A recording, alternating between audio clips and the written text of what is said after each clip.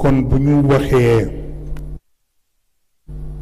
les femmes dévouées pour la cause moom kenn du ko ci jiitu par A ou par B parce que ñaara am héritage ak alternance lépp lu jóge ci mag ñi fekk ca yonent yi la jóge jaar ci mag ñi ba ñëw ci ñun héritage la ñun amuñu luñ ciy dogal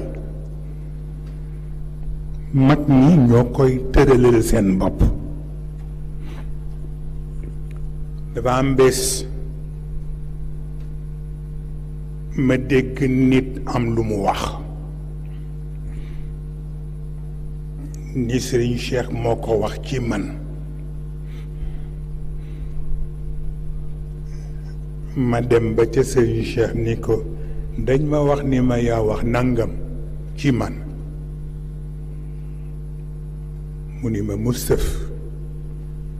xool ma bëtam yooyu waaw Mustaf waaw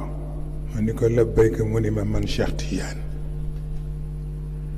ndax sañ naa loolu ci yow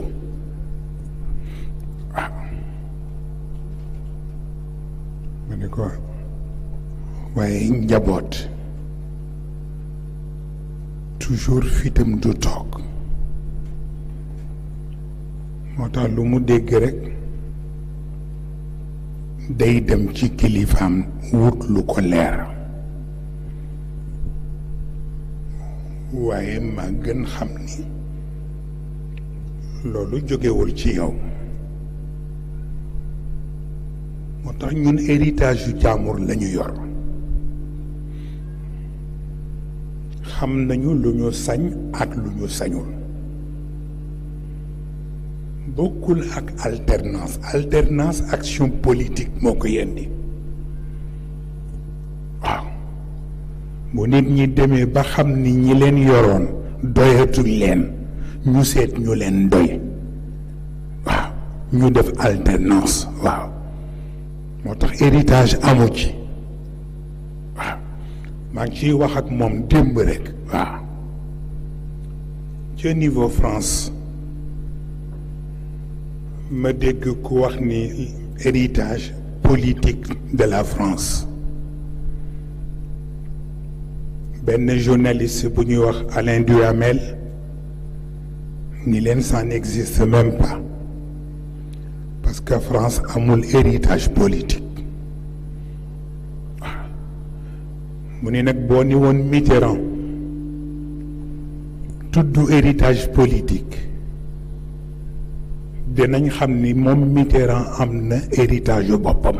sur le plan politique ku mu ca doy nag ci français yi nga ànd ak moom